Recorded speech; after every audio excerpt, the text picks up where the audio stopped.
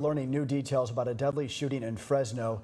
Shooting happened around 2:30 this morning on East Iowa Avenue. Police reveal the identity of the man killed as 29-year-old Romero Mendoza Jr.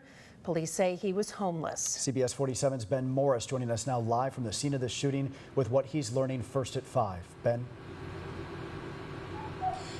Early this morning, Fresno police got a 20-shot shot spotter activation here in this area where there is still a very active scene. And some residents here actually thought that it was fireworks going off, but the game-changing technology was able to distinguish the difference, signaling that it was in fact gunshots, leading them to the 29-year-old man struck several times.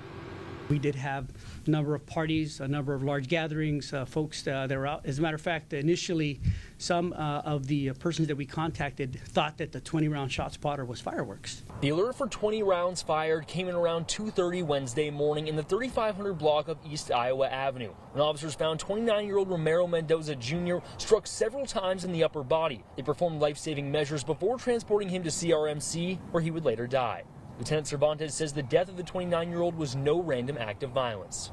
We have determined that Mr. Mendoza was in fact targeted as a result of this particular homicide investigation. Nobody that we have contacted thus far has specifically witnessed this incident. Cervantes says Mendoza has a very limited criminal history and they're still looking for a motive at this time.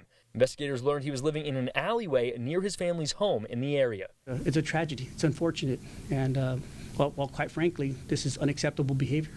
And this is why our unit is summoned to come out and find those persons that are responsible. A pistol was believed to be the weapon, but with such a high number of rounds fired, investigators say it's possible multiple guns were used or that there could be multiple shooters.